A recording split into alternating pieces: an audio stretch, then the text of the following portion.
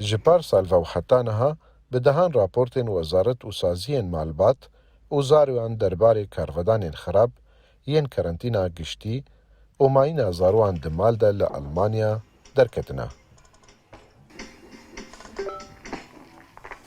لگور آگاهیان بدهان دیارده نرینی دکسایتی زاروان ده چه بونا و روشاوان مترسیداره.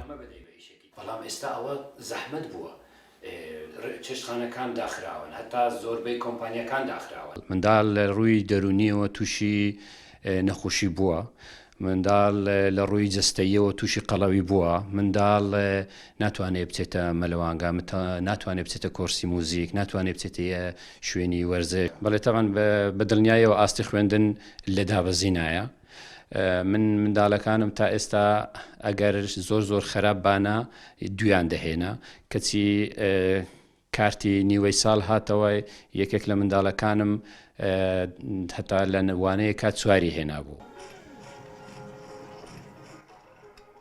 ئەم دەرباسی ناوە مالباتێکە کورد لە ئەڵمانیا دەبن.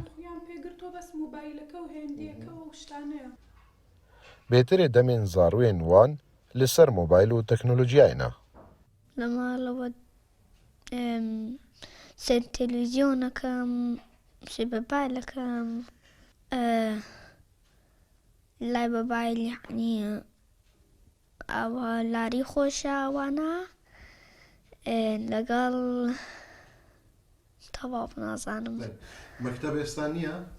مەکتەب یعنی نا نییە. بۆ؟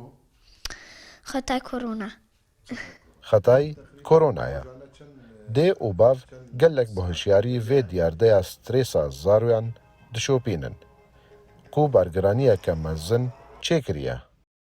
لەوەتی بڵێ کۆرۆنا هاتووە یعنی ئەکید سترێژ زۆر بووە چونکە هەموو ئەرکەکانی قوتابخانە و ماڵ و ئیشکردن هەمووی ئێستا کەوتۆتە سەر خۆمان ئەبێت هەمووی یعنی خۆم بیکەم و بۆ نمونە و مناڵەکانیش هیچ شتێتریان نەماوە یعنی بڵێ چوونە دەرەوە کەم بووە هەموو شتێک کەم بووە لەبەر ئەوە هەر ئەتوانین لە مطبەخ خواردنیان بۆ حازرکەین و هەموو کات بڵێ بەس بە برسێتی و شتانەوە گرتویانە. لەگۆر ئامارە ساڵە 2020 لەسەر 2021 هەر تاکەکی ئەلمان ji 2 بۆ 3 کیلوان زێدە کریە. ئەو ڕێژە زاروانجی بخۆڤە دگرە. ji ber wê jî daxwaz tê kirin ku her zû vaksîn bêne belavkirin û jiyan vegere rewşa xwe ya normal. Ka Mehemedemîn, Kurdistan 24, Düsseldorf, Almanya.